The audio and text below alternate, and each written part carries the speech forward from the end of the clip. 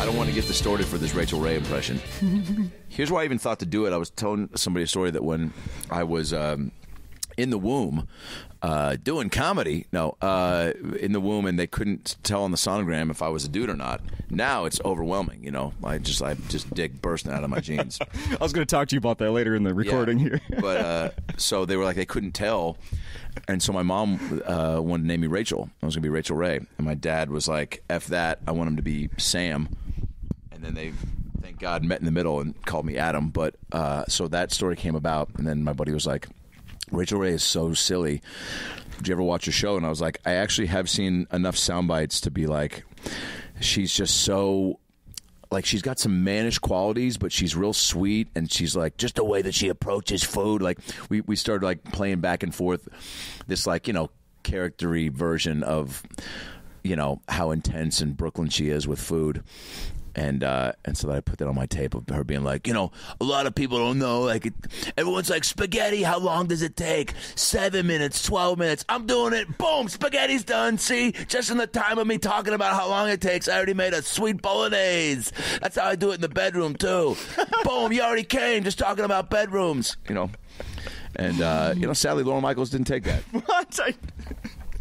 What a big cold bummer. Open. You as Rachel Ray. SNL. Come on, man. I mean, and here's why I thought that was such a sweet take is like, no one does a Rachel Ray. And I've never seen her portrayed, yet she's one of those very famous, very successful people that, like, is very impressionable. You know, like, the voice, the demeanor, and also having a dude play a girl is always funny, especially, you know, I did that on another tape for something else where I pretended to be Khloe Kardashian, and it was like, hi, I'm Khloe. And like, I don't feel bad about that at all, because that family is just you shouldn't. So rich and so full of shit. You shouldn't at all. When I hear people complaining about the drama, it's just like, I can't believe what they're doing. I'm like, I can't believe that they still have their claws in your neck as far as like paying attention to what they do. And they have brilliantly crafted, like, I think there must be some sort of thing where they, you know, they allow a certain part of their life to be organic, but then once they get even a taste of the organicness, what's the word? Organity? What do you say? I don't know. Organinity. Once you get a taste of that, then they're like, time to massage it into something people will watch. So I feel like when Khloe met the Tristan Thompson, I bet that did happen, you know, spontaneously. And then I'm sure she was like, look, if we fuck, like, we're gonna have to put some of this on TV. Like, if we date, that might be dope. And like, but you can like do what you want though, and like cheat on me. Like, that's actually great. Like, do at some point, like, schedule it for mid-season. You're not crazy to say that, right? I think 3-4 months in there, like, they have a schedule the same way like teachers will put up a schedule in a classroom of like, you know, 9 a.m. check-in, you know, or 7:30, whatever. Attendance, PE, math, social studies, silent reading, recess. The Kardashians have that for like, meet a boyfriend, cheat on him, have him cheat on you, have a baby, have a fake baby, have a real fake baby. Yes. Fuck your dad, have your dad turn back into a woman, have your, you know. I recently saw Chris Humphries. Remember Kim Kardashian's one of her... Dude, sadly I do, and that's how... husbands? I knew of him as a NBA forward before, and I'm proud to say that. Well, and let me, in my defense, he's a Minnesotan. He went to the University of Minnesota. Oh, did he really? He was a college basketball star here before he went to the NBA. Even a high school basketball star here in Hopkins. So I knew of him when he was in high school. But I saw him recently at a professional hockey game here. He was, you know, just a fan in the stands. I'm like, okay, that guy was really freaking tall. Yeah. I think that's him. But I had to look at the girl he was with to try. I don't know what I was trying to compare it to, but like, okay, well, she's obviously not going to be Kim. No. She doesn't look like Kim. But No. in my mind, I'm like, well, she has to look like Kim to prove that it's Chris Humphries. I know. Doesn't make any sense. It doesn't make any sense. Yeah. It was him. It was. Yeah. Somebody wrote about it online the next day. Is he your most famous Minnesotian, other than Prince, and Swartzen, and Chuck Knobloch? Chuck Knobloch. I was at the show here Wednesday night, and you freaking mentioned Wally Zerbiak. Yeah, dude. Like, where did that come from? Dude, well, yeah, because I was trying to inquire about who your people getting starstruck over. Well, it was the gals from Keene State in New Hampshire. That's right. That were talking about how they enjoyed a giant wiener in a Wally, man, and I was like, "That's right." I think I said something about Zerbiak. Packing heat, yeah. He was actually in town recently for the Final Four last weekend. He was doing some TV stuff. Maria Bamford, she's pretty famous. She's from Minnesota. That's awesome. If we're going to stick to comedy, yeah. Bamford. That's Louis awesome. Anderson. Oh, that's right. Yeah, Louis. I don't go to the Mall of America anymore. Not since they took out the Ninja Turtle roller coaster. Also, Lonnie Anderson. Remember her? From WKRP. Oh, wow, in Cincinnati. And the only reason that even hit my head here just now is because Louis and Lonnie, no relation, did Mall of America commercials together. That's awesome. Yeah. Were they good? Well, I mean, how couldn't they be? Yeah. I just feel like that mall... that mall sells itself, but if you can add in an Anderson... Right. To really pump up the promos... Uh-huh. And you do want to tell the people about, new stores, new treats, new deals, because people are already going to the mall. But if they're going with, like, extra purpose, if you're like, wow, we're going to get some Levi's, but also, like, Jamba Juice now is giving, free boosts. Sure. Well, I mean, which Levi's store you're the closest to? Yeah. There could be four. There's probably four of them. That mall's huge. Yeah. I want to know, Adam, have you been at Acme before this week? This is my first time. It is. That's what I thought. I've played the Mystic Lake Casino. I've done the House of Comedy. You have? Okay. But this is the club that I was hearing all the hubbub about. Yeah. Swartzen, my podcast partner and heterosexual life mate, Brad Williams, raved about it. And Christina P. raved about it. A lot of great people in comics worthy of taking their tips. Yeah, and it's everything I thought it would be and more. I mean, the underground basement vibe is real cool. It's lit really well. Yep. It's spaced out well. The pillars don't feel like they're in the way of any view. I think they did the seats right. And I like an intimate room, man. I've gotten, to do some really cool theaters and have some really cool ones coming up. I'm doing this big show in L.A. Next Friday on the 26th for Kevin and Bean is the big morning radio show, and they do a show called April Foolishness every year. And so this year it's me and Ray Romano and Felipe Esparza and Jamie Lee and Greg Fitzsimmons. Oh yeah, and Eddie Ift, and that's the Microsoft Theater, which I think is like 5,000, and I'm doing some. I usually open for Adam Devine when he does big tours, and we've done 3,000 to 5,000. Those are awesome. Theaters are the best. I think we did the Pantages when we came through on his last tour. But, man, there's something really, really special about rooms like this. When people are right up on you, I really like to do crowd work in my act. Yes, I noticed. And so an intimate room is the best place for that because things will live and die in the moment. If you get the true gauge on how something's going when the laughs carry and they're strong and you've got the room, man, you feel it. And when it's the opposite, you feel it. And I also like people being right up on you and not having the stage is the right height. House of Comedy, which is a fine room as well, but I didn't enjoy how high the stage was and how much you were looking down on the crowd. The place is an airport hangar. It really was it? No, but I mean, that's actually a great way to describe it, man. The high seat. I'll give Mark Maron said that about it when he performed there years ago. Yeah, dude, he's spot on, man. You can't have ceilings that high in a comedy club. It's just you're letting the laughter escape, dude. Yeah. Who did you work with when you did Mystic? I headlined myself a few times. There was a smaller room there. Oh, that's so you're thinking of like the big ass theater. Oh, okay. They do smaller shows. I did that's right. a duo one with Thomas Dale. Okay. And then what is his name? Not Kurt. Val. Is there a comic named Val? Gary something. Gary Van Wilder, Val Kilmer. Sure. Yep. Gary Hart. Jesus Christ. This is going to drive me nuts. Oh, no. He's hilarious, though. I shouldn't have asked. He's a white dude. He's hilarious. Anyway, Minnesota's got great crowds, though, man. Yeah. It's a blast to I perform. want to ask you about, like, when you came out, I was here Wednesday for the show. Awesome show all around. We should come last night, man. Wednesday was really fun. Last night was the show of the week so far. Well, I was supposed to have softball, old man softball last night, but the fields weren't ready, so we didn't have our first game. Damn. That's why I didn't come Thursday. But I also like coming the night before I do the podcast. Yeah. No, for sure.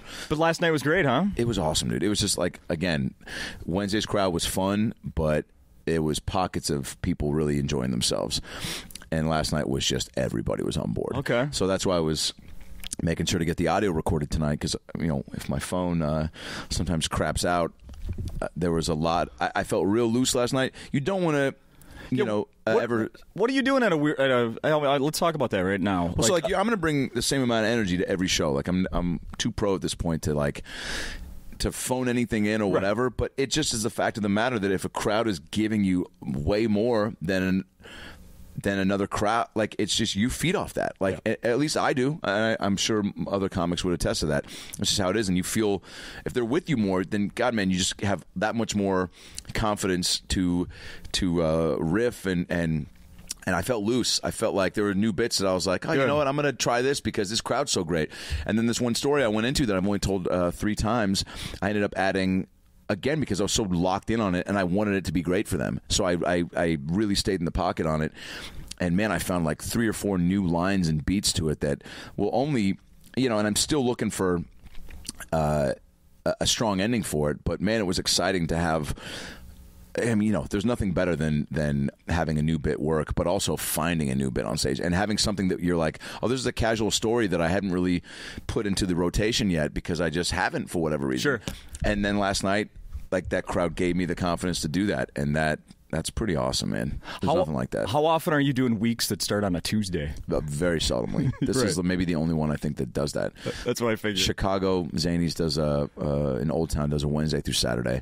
So it kind of makes sense that, now you last night was your 3rd night this week. It makes sense that as you get deeper into the week, trying more new stuff. Yeah. Right? I mean, I cannot even, it's a 15-minute set or an hour and change. Like, I can't not have, and that's why crowd work is such a delight because that does break the 4th wall and give me something to look forward to that is going to be brand new. Okay. But I try to have that be material-wise as well so that I can't do the same thing every time, man. Like, there's no show I start where the order's the same. I usually open with some crowd work. That's just to kind of like you did Wednesday. Yeah, just to kind of like welcome people to the party. Just getting up and immediately jumping into jokes is fine, and I've done that plenty of times. And but I like to feel the room and just kind of, I don't know, just kind of almost like walking into a room and, everyone's like, surprise, and you're at a birthday party, and then you got to say something. It's like you wouldn't just go into a speech. You'd kind of like say some things and probably call somebody out, make fun of somebody. Oh, look at Dan's here. Look at his, I don't know, like there's a sense of easing into something. And I think giving yourself somewhere to start. I agree. As an audience member, I like it too because it also shows that, you know what, he's probably going to play around all night. Oh, it gives you that vibe, right? Mm-hmm. That's good. Mm-hmm. Yeah, and you want and if you can get some fun moments off the cuff right off the bat, I think you're really grabbing people's attention even more so than you would if you came out just firing with jokes because they expect you to do that. So if you're doing the alternative, then you can't ask a question of an audience member and get a dud response back. I mean, you can. There's a way to spin deal with that. Yeah. Whoa. They're certainly not the professionals. There's no doubt about that. What do you got in the bag there? Man, these things called Muffies. Muffies? That sounds kind of dirty. It does. The little egg bites, and man, that's way spongier than I thought it was going to be. What a bummer. Damn, man. You know when you see something wrapped up in a coffee shop, and you're like, that looks delicious. And they're like, do you want me to heat it up? And I'm like, yeah. And then they don't. Oh. And it's just cold and spongy. You should have taken that was a hint. Oh, boy. It looks good, though. It looks tasty. Anyway. They were trying to tell you I should heat this up. Enough about the Muffies. Yeah. They were like, yeah. Maybe they were just like, wouldn't it be great if we heated this up for you? Yeah. Here you go. Here's a cold egg in a bag. I got a whole list of stuff I want to talk to you about. Let's do it. I'm just going to skip right to this one because I don't want to miss it. In your set, you talk about, and in my research, I saw some other stuff about it. You were Wolverine at Universal. I just took a family trip to the Universal in Florida for the first time, just a month and a half ago.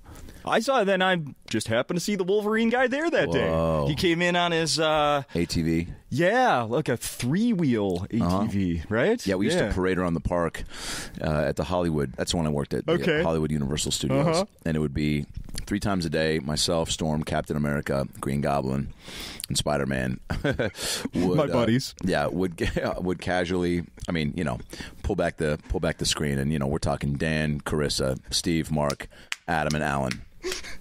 The real heroes. Alan. Yeah. Alan was our Spider-Man. We did have a gay Spider-Man. That was one of my first jokes when I would talk about working there, and I was like, Spider-Man's gay. I go, which is fine. I go, he's super flexible and limber. He's in great shape, And I was like, but sometimes I feel like he's, making some character choices that aren't consistent with what we've gotten to know as Spider-Man. Like, he'll be like, back away, kids, or I'm going to shoot my web all over you. And I'm like, all right, well, you don't have to say it like that. You can still put your hand out, maybe like firm it up a little. But man, they would have us parade around the park in these ATVs, and I was at the end. And we would come out and we would all pull out together, and then we'd stand up and pose, and people would go, oh man, all the Avengers at once, because you're out there separately roaming around in shifts, so only a handful of times during the day would all the characters come out together. So that was a big deal. People wanted pictures with the whole group. Yeah. And so we'd go out there, and some kid runs up to me to take a picture with me. This is, by the way, my 3rd week working there. And he's taking a picture, standing right next to my ATV, and I'm like, all right, hurry up, bub, like I gotta catch up with the Avengers in the parade, and that's the voice I would do too. I always joke about that. Like, I was like, I'd be, hey, what's up? I'm Wolverine. Hey, have you met Captain America? You met Shrek? Have you been riding the movies? And then in the joke I say, and then I hear parents pull their kids away. Like, is Wolverine supposed to sound like Tony Danza, or is that like a character choice? Are we in a Who's the Boss theme park? Did Disney buy Who's the Boss or Universal? And so this kid's next to me, and he takes the picture, and then I think he's stepped away. So I turn up the juice and I start to drive away, and I feel the wheel go up and over. No. And then I turn back and I see this kid just go, and I was like, oh man, just ran over a fucking 7-year-old's foot as Wolverine. So now I'm thinking I have a real quick decision to make about what to say, how to calm him down. So I'm staring at him, and I'm like, all these options in my head of like, should I say, hang in there, bub, or like, shit happens, or like your foot was in the way, or I'm Wolverine. Maybe just say that. I didn't say anything because I couldn't come up with an answer quick enough, so I just drove away. Oh no. So I basically, break it down, is what happened to this kid who's emotionally scarred forever. Yeah. Wolverine runs over your foot, stares you down, and then drives away. I'm surprised I didn't get fired after that, because I remember I get back and I go over to the Captain America, and I was like, yo dude, Casey was his name, one of them. There's 3 for each. I was 3rd string Wolverine. Sure. And so I go, Casey, I think I'm going to get fired. He's like, what? I go, ran over this kid's foot. And he's like, that's not good. I'm like, no, it's not, man. I was like, is he going to report me? He's like, no, he probably was so pumped to meet you, he didn't even feel it. And I was like, I love where your head's at. I was like, but I ran over pretty hard, and I was going pretty fast. Yeah. And he was like, yeah, all right, well, soak up this last day. This could be it. But thankfully, no charges were pressed. And but yeah, dude, he didn't even leave with a free pass, probably, for another day. Yeah, if they complain, you have to go out of your way to complain to get that extra stuff. But it was a cool place to work because everyone's always in a good mood. You're a part of everyone's family vacation. Yeah, I used to have people come up to me at open mics at the Comedy Store being like, would talk about it, and just crowd members that were there that were on vacation, and they'd be like, you were in our family picture today, and I was like, oh guys, please let me just be a comic right now. On the same day? Yeah. No shit. Yeah, it's crazy because you are taking so many pictures. Yeah. So you forget that like I'm probably in some like that's it will be cool if I get to a certain level to where and it's real. I mean, I've talked about it. People start busting those out. Yeah, busting those out. Yeah. And, it becomes like some sort of cool memorabilia. I mean, that'd be cool. Because it is, there's been a lot of, most people that work at the theme park are in the business in some form. Sure. And even when I was a tour guide on the Backlot tour, so many people did that have, are still in the business and succeeding. Handful of comics I know. Paul Feig was a Backlot tour guide at one point, and we jammed over that when I first met him. Which job pays better? A Paul Feig movie or being Wolverine? Oh, definitely a Paul Feig movie. I hope so. Yeah. Well, I've heard. No, Wolverine or tour Wolverine guide. Did. That's why I moved on to that. The tour guide was maybe at that time was like $8.50 an hour because you need to accumulate a certain amount of hours to get the pay bump, and I was just not. I was only doing the tour guide in the summertime while I was in acting school at USC, and so I didn't have enough hours to get more cash. And so by the time I graduated, I was like, well, I still want to keep working there. I don't want to wait tables. So I was like, what other jobs in the park are? And then I saw that the face characters were hiring, and I couldn't be Fiona, not with that attitude. And Shrek, I just didn't want to put on that heavy fucking fat head. And so I was like, I'll be Wolverine. But again, I didn't know shit. So they want you to go in character and just improvise as the character. So I wore this like tight black muscle tee and was in way better shape. And, to have the confidence to wear a muscle tee. And then I go and I had big sideburns and grew my hair out. And they're like, what's your name? And I'm like, Wolverine. And they're like, and who are your friends? And I'm like, well, Chad and Trevor. My buddy Brian picked me up from the airport last week. He's back in the friend circle. And they're just like, yeah, what about Storm and Captain America? And I'm like, oh, yeah, they're cool. Because I don't know much about that world. Love it. And I was also trying to be funny. I thought that would maybe separate me a little bit. Uh-huh. And then like, what are your special skills? And I was like, calligraphy, and I'm picking up the flamenco guitar. I can do this. And I started doing these weird jump kicks. And they were like, what about healing yourself? I'm like, oh yeah, is that something I do? And I think I got, and I think that contributed to me, I think, getting the job a little bit. They only needed one more Wolverine. There was the guy that was ahead of me, was the actual Wolverine that's in the movies? Yeah, dude. Hilarious. Hugh Jackman.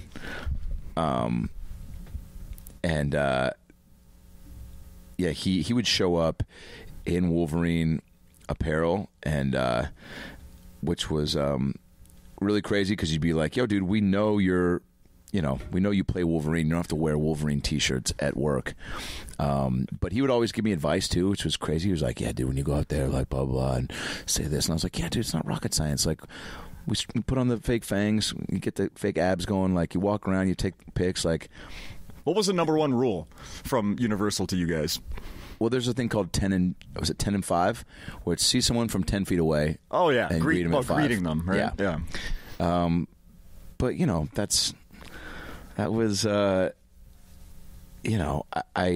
didn't want to be there forever, which was the trap, because some people get so comfortable. It was to your question about the money, I think it was like $23 an hour as Wolverine for 7 hours a day. So I was able to survive, and then I started getting road work, and Bobby Lee started taking me on the road with him, and I was like, all right, it's time to well, I mean, they fired me because it's a point system, and they were like, all right, turn in your fangs and your claws, and being just real dicks about it. But it was I'm keeping the fangs. Move. Yeah, I'm keeping the fangs. Just remember the good old days. Just to show people I really was this. Sadly, I wish videos and phones were more prevalent, because I have one shot of me as Wolverine that I had somebody take randomly one day. I was like, I want to show my mom what this looks like, because she's still doubting that this is what I'm doing. And so I have to have one picture of me in a full uniform, and it's pretty crazy. Honey, you made it! Yeah. Yeah. Mom, I'm Wolverine. Well, great. At a theme park. Okay, I'll call you back. You're going to buy me a new house, right? Yeah. Yeah. In Universal dollars. I get front of the line passes to the That's right. Terminator ride. That's like a free house, right? Hell yeah. I'll tell you what, we paid for those fast passes at Universal, and I can't afford those. But walking past people, I kept thinking, like, you guys didn't spend your money wisely, because this is so worth it. Skipping those lines, holy crap. Oh, yeah, dude. Yeah, way worth it. Absolutely way worth it. Another thing I want to talk to you about, you briefly mentioned, you said acting school at USC? Oh, yeah, that's where I went, yeah. What was first, comedy or acting?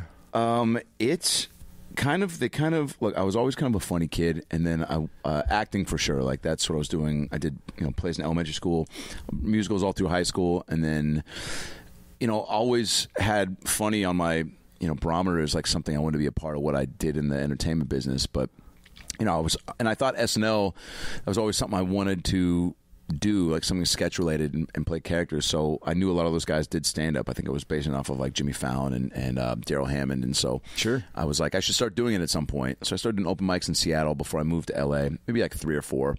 just to have a feel for it. So when I got to LA, it didn't feel so overwhelming to start there. Yeah. And then got into the acting school at SC. A real, rigorous, demanding program, so wasn't a lot of time to leave campus and go do mics, which I wouldn't have anyway because I wanted to soak up the college experience. And by the way, I got in legit. Just finished paying off my loans maybe 3 years ago. So congrats. No Lori Loughlin situation here. But it was kind of one of those things where the acting school was so great and a lot of really terrific training, but then there were times where I was like, maybe I should just quit and go to New York and try to do that. I almost did that my sophomore year, and my acting teacher convinced me not to, which I'm so glad was the case. Were you going to go with someone else, by yourself? I was just by myself. I just was like, you know what? I want to be there. I want to be on that show. I mean, and look, maybe it would have happened. Who knows? Like there are those stories, but man, I was just going to bounce and not even tell my folks and just drop out and move. And God, that would have been fucking crazy. But that's a big, again, all the things that I picked up in college and especially in the training at SC was, it was super beneficial. But I'd say acting came first, and that's why I do so many act outs in my stand up, because I like when I'm telling stories. I feel like that's a sweet part of the deal if you can really portray someone, and it's fun too. Like people, it's fun for me to take on whoever I'm doing in the story and perform. There was a good one Wednesday night. You're up here performing, at the core of it. So there was one I laughed. I won't give it away, but you were on this part of the stage here, and at the end of the joke, you were dropping your pants, like you're miming dropping your pants. Oh yeah, the bro that comes up to me after the show. Very funny. I laughed really hard. That's really homoerotic. Yeah, yeah. I'm gonna take a picture with you. I want to suck your dick. That's happened 2 or 3 times, and now when I do the joke about a guy being like, "Is it no homo? Can I get a picture? I ain't trying to fuck you," And I did that in San Francisco once, and this guy came up. He goes, "Can we get pictures?" He goes, "I'm not trying to suck your dick unless you want me to." And I was like, "Okay, man, I got to stop doing that joke. Getting too many BJ offers." Right. It's like talking about weed on stage. Everybody offers you weed. Oh, I know. After the show, I know. Yeah, that's good. Sadly, I haven't gotten as much of the pot offers as I want. No, the poffers. Who was it telling me? Oh, Kevin Nealon said after Weeds, people just were giving him so much pot. I'm he sure. doesn't smoke, No. So, Really? What a bummer, right? Maybe he'll start. Shit. There's time, Kev. Be somebody else's supplier. I know, right? Yeah. Yeah, at least take it and give it away. But yeah, like stand up, came after, but now they're just synonymous. When people ask, like, what do you like better? It's like, man, there's nothing like stand up. Just, doing movies and TV is so great and fun and necessary for the career bump. But sure. But man, just being out here by yourself and being in full control of just you is like, that's why people are so, I can't believe you do that, or so envious, or the amount of people I've already had in the few days of being here that are just like, my friends tell me I should do stand up and I'm pretty funny. Like everybody deep down, even if they're genuinely terrified of it, wants to do it. Like, because when I used to see, I'll go to the Laugh Factory by myself when I was in a long-distance relationship right after college, and just to keep busy, but also to be distracted and learn from the best and take advantage of being in L.A. where there were just so many great comics around. And Dan Cook was, who I'm about to do a couple of dates with on his new tour, which is crazy, full circle. I would go watch him because he was just right before SNL and movies, just the biggest thing in comedy. Oh, yeah. And literally they put his name on the Laugh Factory website, sold out 2 minutes later. So I would call and I'd get tickets or buy one online, and then I'd go, and I met a few comics, and then I would see that they were on the lineup, so I'd go just to also maybe be able to say hello to one person. Sure. And I went and watched him in the back and was so mesmerized, intimidated, and inspired, where I was just like, wow, I'll never be able to do that. Because I didn't know that, you eventually develop your own point of view, your own stage presence and personality. But it looked so fun, and I wanted to have the audience in the palm of my hand the way he did. And I knew the work it required.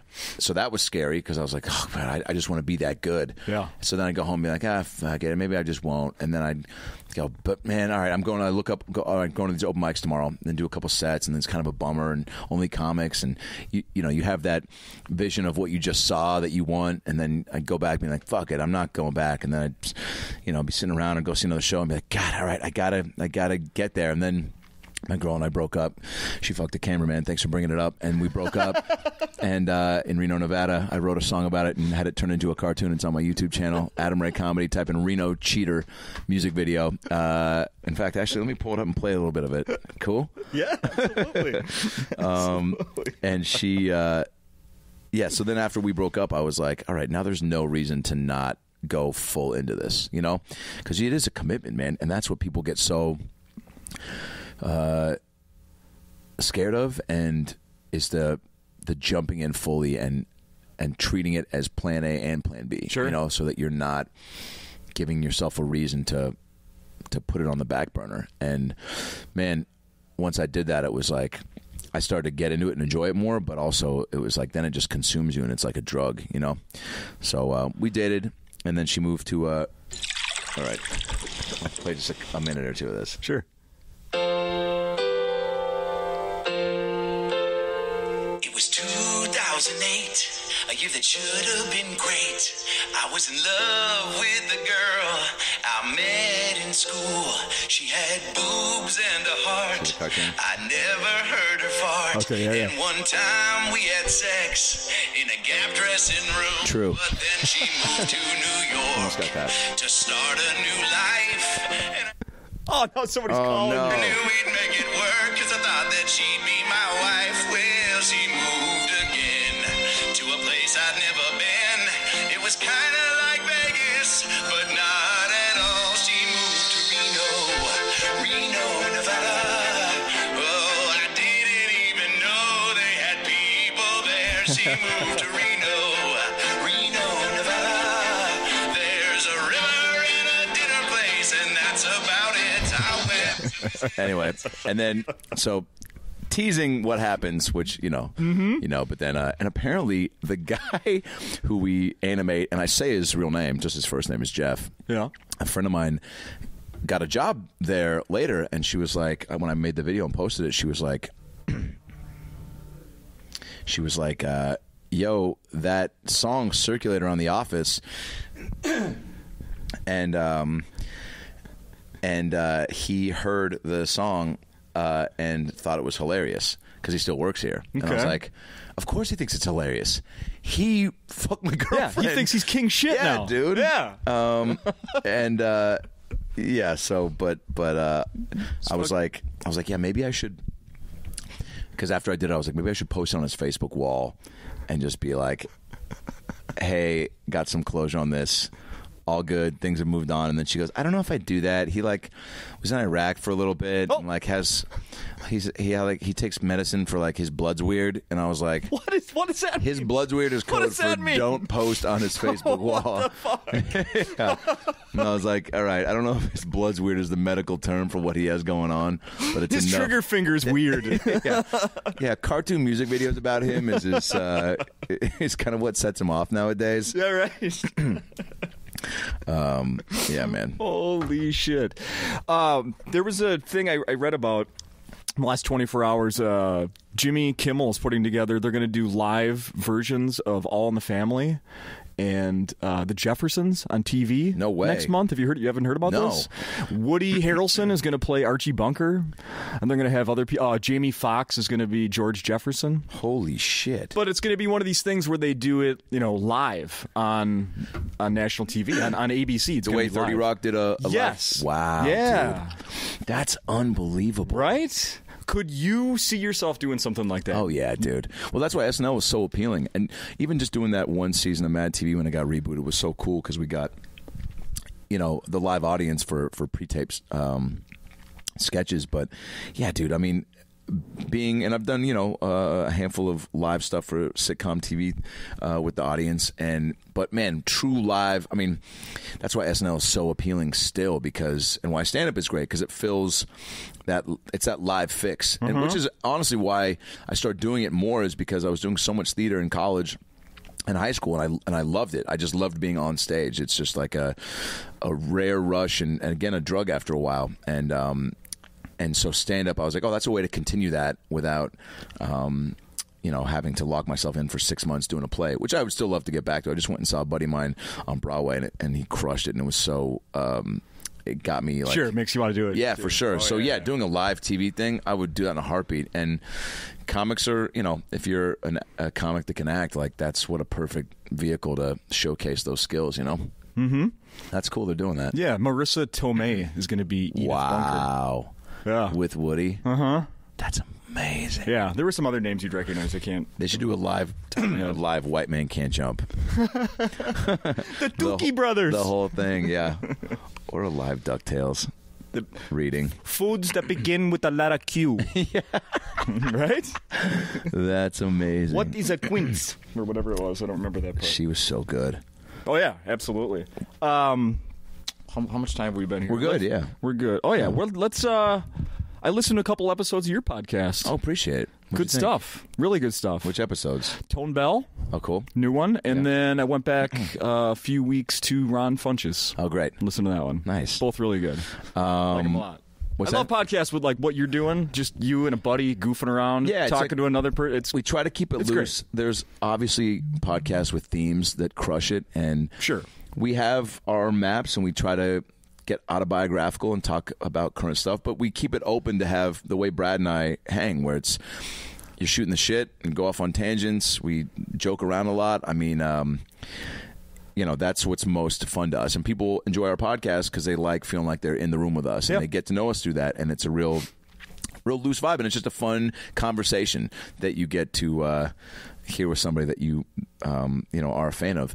And man, there's been so many people I've gotten to know better through, Dana Carvey, we've had on now 7 times from Brad, and now he's become a good bud of mine, and we're having a meeting on Monday about trying to do some shit together. And nice. We've had on Sandra Bullock and Bob Saget and Melissa McCarthy and Neil Patrick Harris and Swartzen and David Tell and Jeff Ross and Sebastian, Chris D'Elia, Bert Kreischer.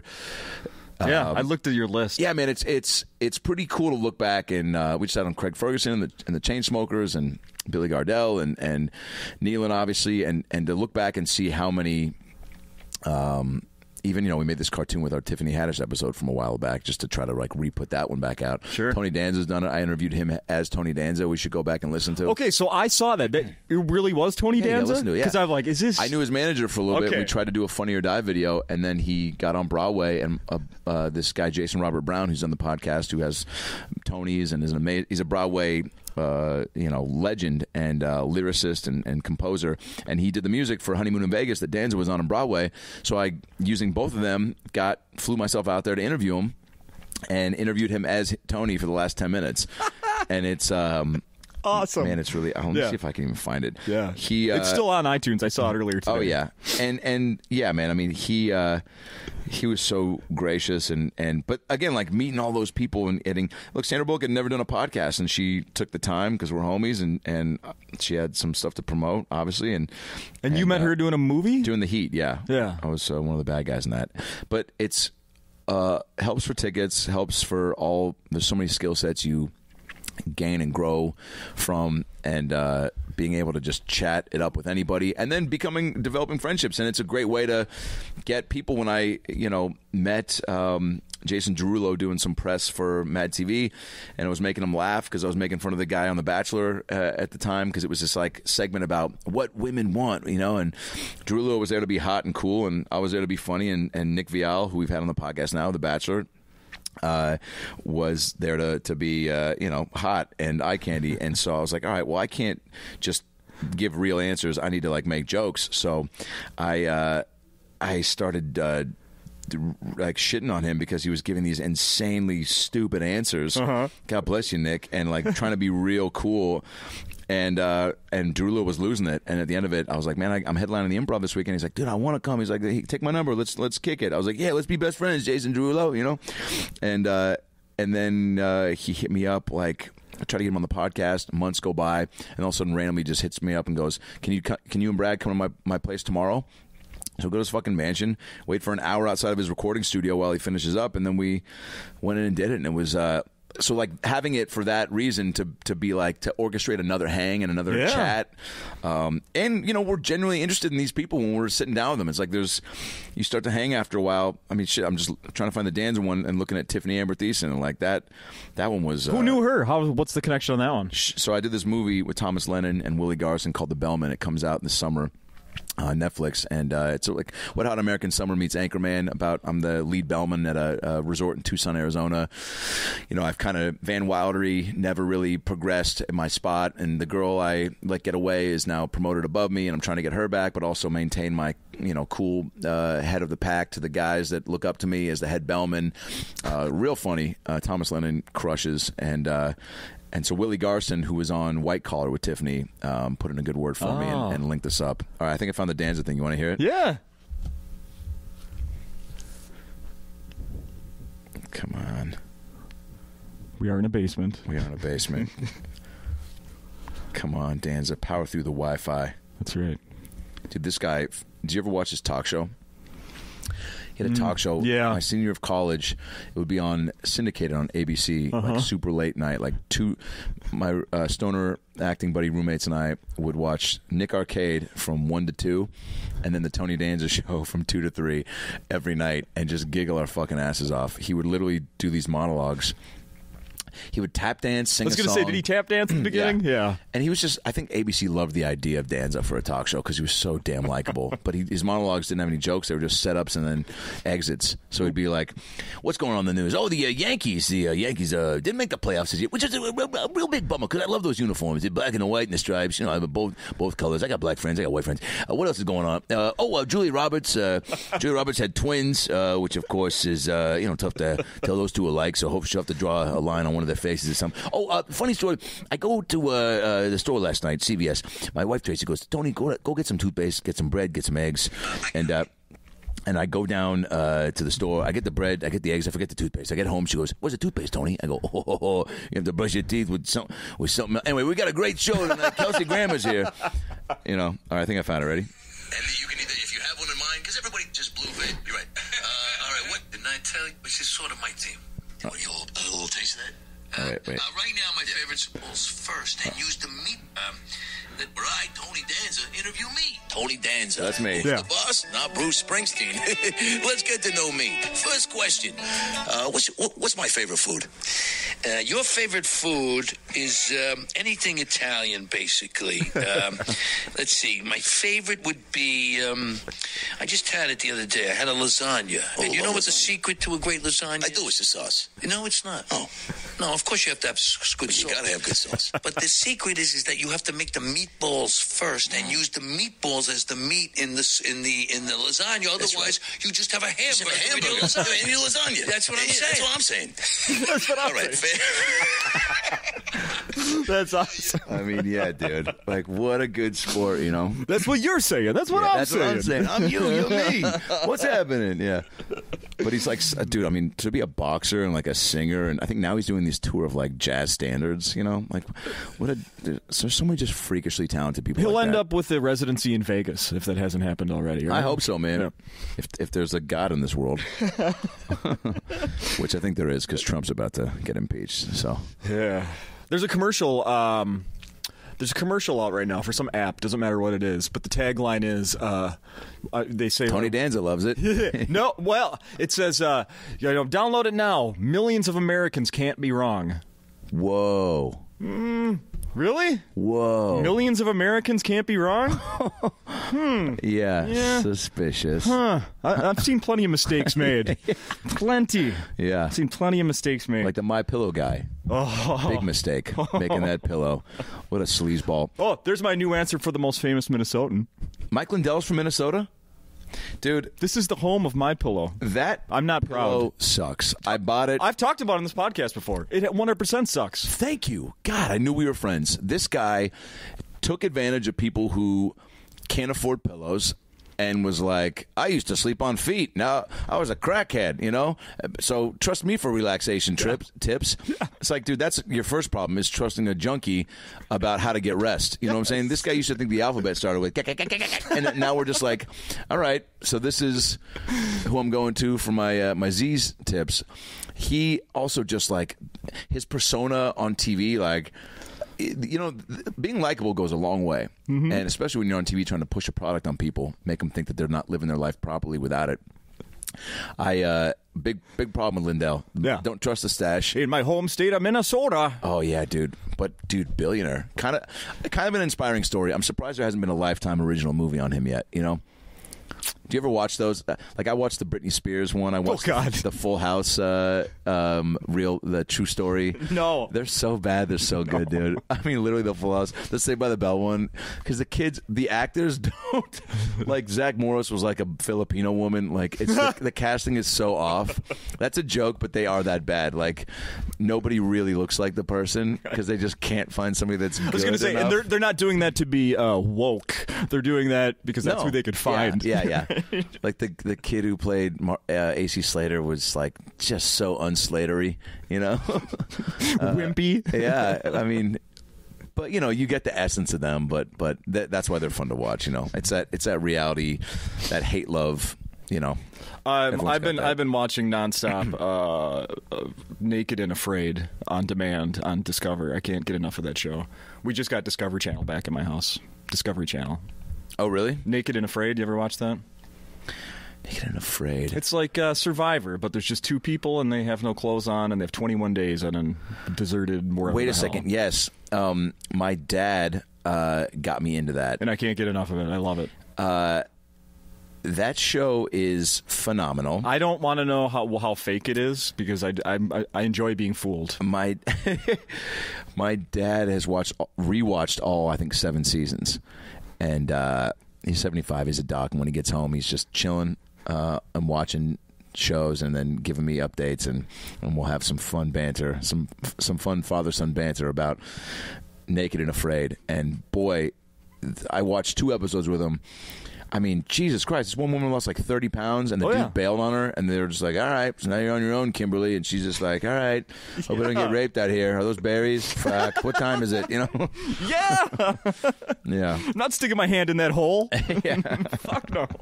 Look how hungry I am. Yeah. We need to talk about your participation in the NBA Celebrity All-Star Game. Oh, boy. Because I turned that on. I'm a sucker for those celebrity games. Yeah, they're silly and they're fun. They're completely silly. I love the baseball, the softball game. The Rock and Jocks. Yeah, it's ridiculous, but I'll watch it every year if I'm in front of a TV. Brad and I were in it, or did you know who we were when you were watching it? Kind of, yeah. Kind of, yeah. Yes. And that's the fun about it, too, is to see people, especially comedians, do it where they're like, who the fuck is that guy? I could be in there, you know? And that's why I've had other comedians on the show, and it's come up, and they're like, man, my dream. Mikey Winfield? You know yeah. Mike? Yeah. Oh, yeah.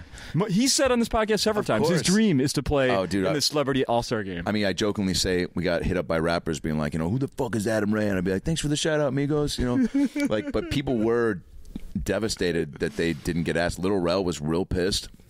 And then so many comic buddies were just so envious, which I would have been too, man.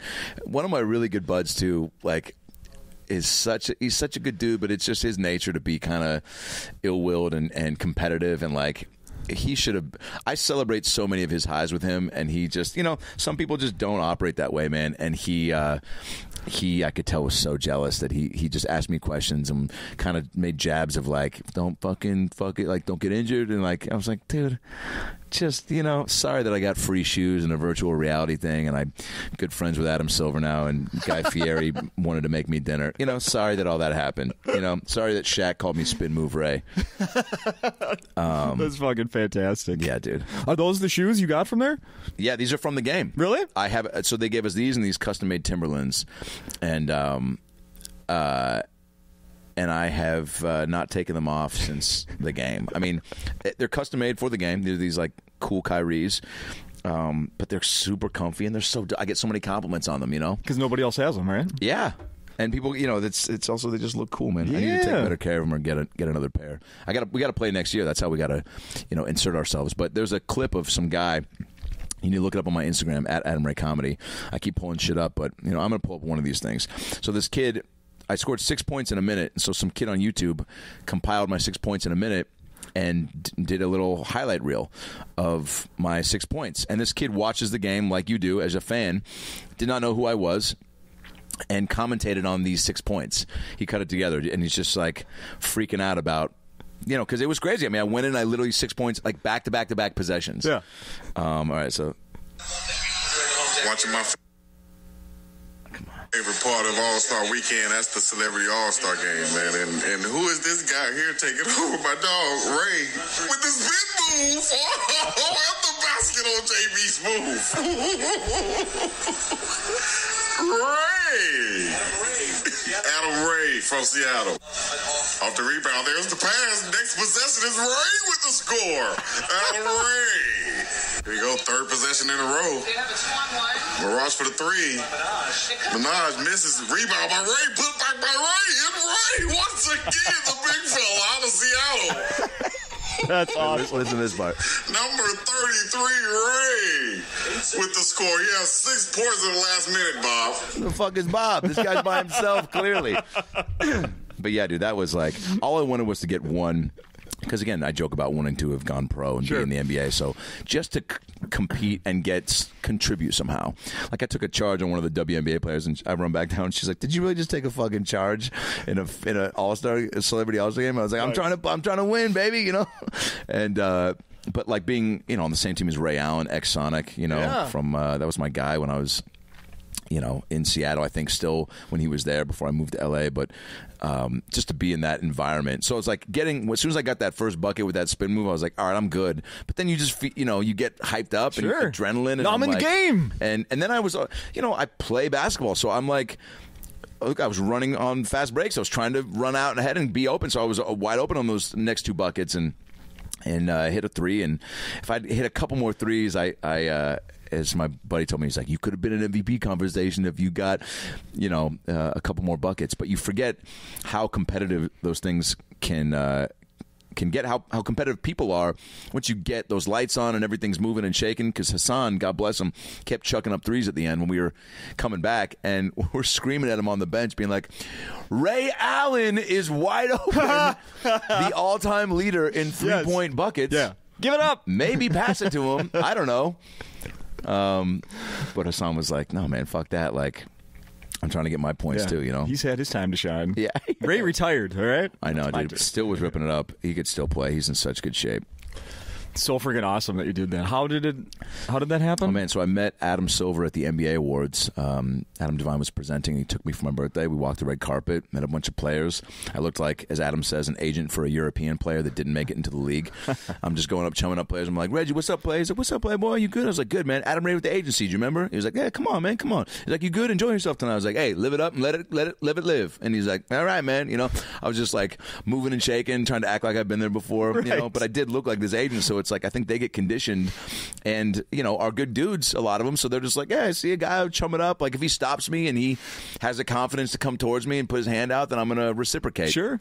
Shaq was super cool to us, and then Baker, Glenn Rice, but met Adam Silver at the after party, started chumming him up, invites me to Summer League. I go, yeah, I'm going. I hit up Brad. I go, we got to go. Adam Silver says he's going to take care of us. We got to see what that looks like. Had some people take care of us and chaperone us around to the games, and then we're sitting in the owner's suite watching the last game. And Silver comes up. We're hanging out, shooting the shit. And Brad goes, promise me one thing. Don't let Peter Dinklage play in the Celebrity All-Star game before me. He starts laughing. He goes, yeah, done. You're in. And then I kind of take a step back, and I'm like, Brad's just a prop. I play for real. We're a package deal on this one. And he's like, yeah, you can both play. All right, I got to get back to work. I look to his right-hand man. I go, is that lip service or we? And he's like, hey, man, he gets to decide, so stay tuned, I guess. So that's in, like, July. Then all of a sudden December rolls around. I'm like, hey, man, we're keeping that weekend open, just checking in, like, I don't know, haven't heard, And then they're like, we just were talking about it today. You'll get an email in a couple weeks. And then got an email with roster and all this shit, and then it just came together. I mean, dude, it was just, like, an unbelievable. I mean, they give us tickets to every experience, dunk contest and everything, and it was just so cool, man. I saw that they did casinos really have odds for MVP for your game? Oh, yeah, dude. Oh, I think Quavo had won it the past 2 years. That's why he was just chucking up shots left and right. I kept trying to make small talk with him. He wasn't having it, but he's like, Did you see what the super cool. Yeah, it had, like, you were plus 2,500 to win MVP. Wait, I was what? Plus 2,500. Oh, nice. You bet $100, you win MVP. That's a $2,500 payout. Dude, that's awesome. Yeah. You were better odds of you winning than your boy Brad, by the way. Well, I'm sorry, Brad. I mean, look, we tried to do one trick play where he went through my legs, and he almost hit that. If he had hit that shot, the roof would have blown off the stadium. Absolutely. And everyone would have gotten 2 wishes, you know.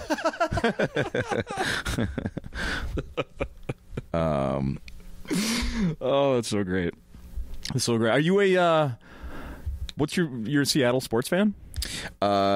Huge. I mean, that's, M's, Seahawks. I'm throwing out the first pitch at the Mariners game on June 17th. What? Day after my birthday. Yeah, that'll be pretty cool. Have you done it before? First time, man. So I got to, I'm like, do I do something funny or do I just try to do it regular? I think that's what I'm going to do. That's how I treat, my life in the bedroom, too. I'm like, do I do it funny or do I do it regular style? Oh, but it's up to you. Okay. Yeah. I was at a Twins game once when Swartzen threw out the first pitch. What did he do? Just threw it normal. Yeah. I think he's done it more than once. This one was back at the Metrodome. It was years ago. I love that stadium. That's... it's such a quick moment that I think there's not a lot of time. I know my boy Jeff Dye, who's here this weekend too, threw it jokingly. He's done it a handful of times. Excuse me. He jokingly, I think, threw it really high over the fence. Oh.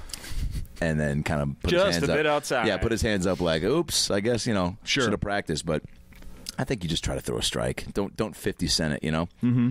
Which, have you seen that clip of 50 Cent just throwing a bouncer? Yeah. Oh, yeah. It was at a Mets game? Yeah, that guy. Yeah. What a cool guy.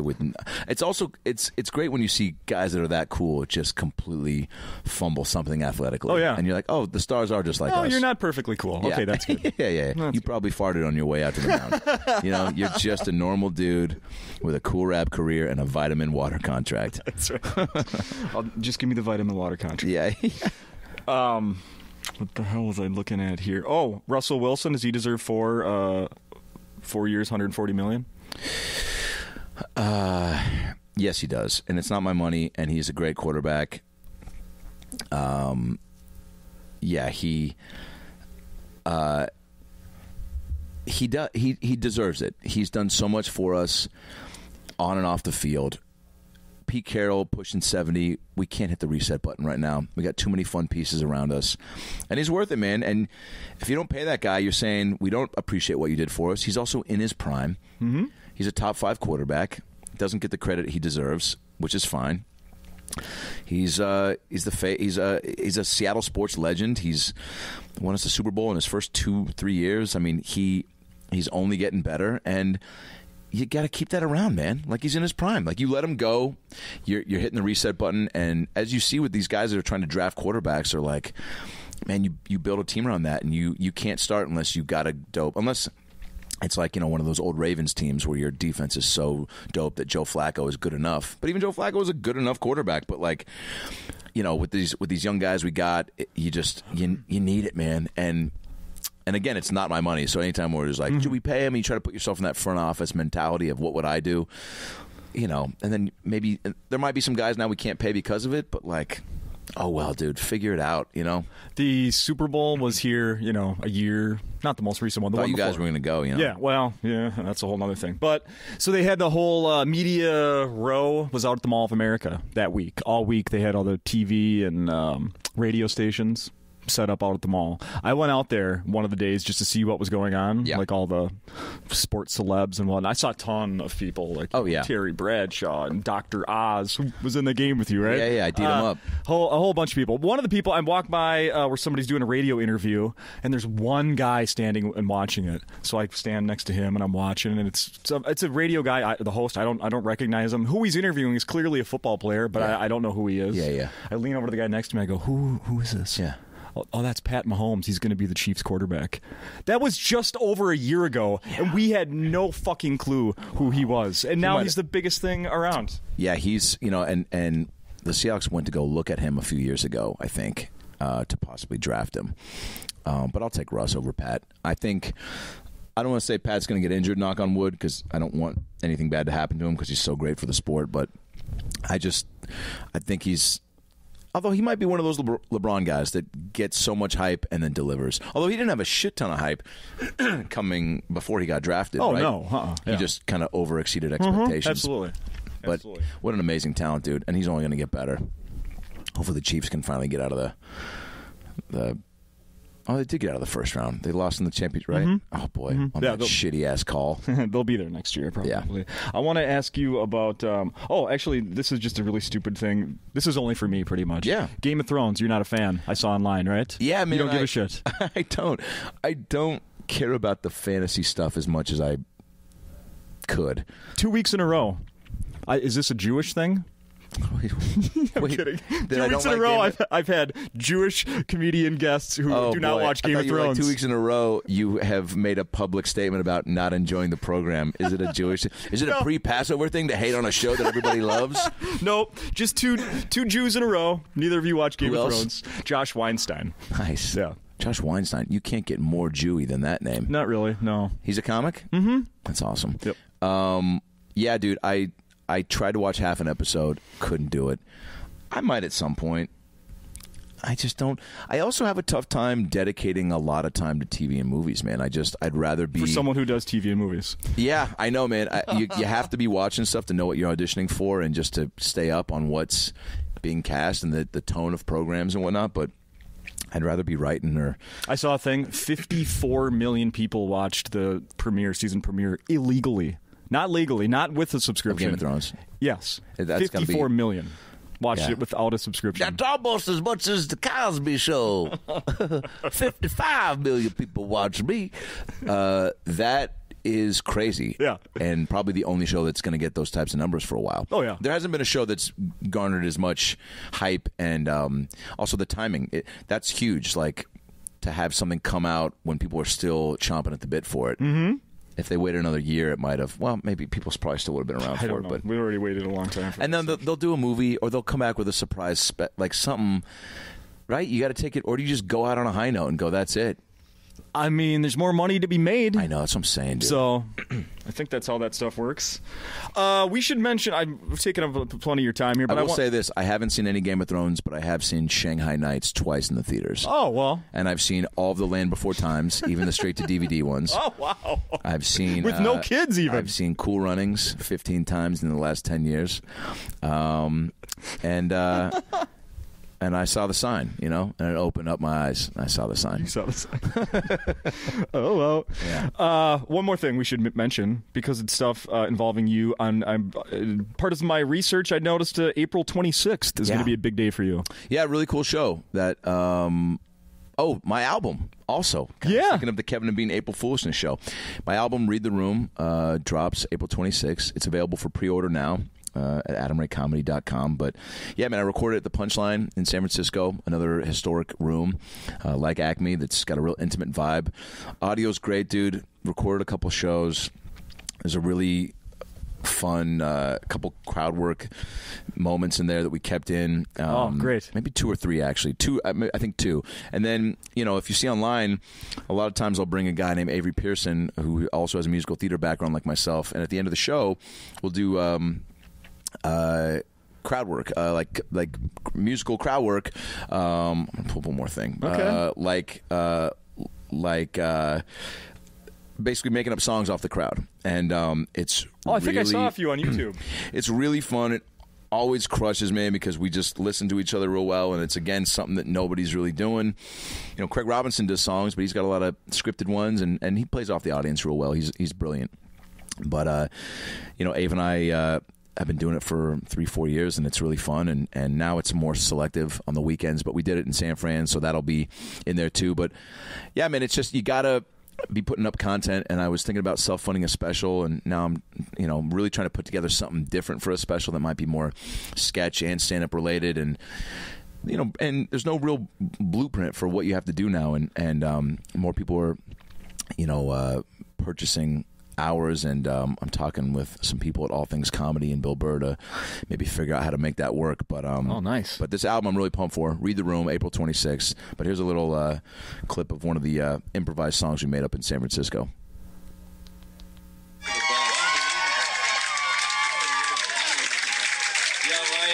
Avery just became a dad, by the way. Make some of this Avery just became a dad. Hey, congrats on the sex. Spoken from a recent divorce. Hey.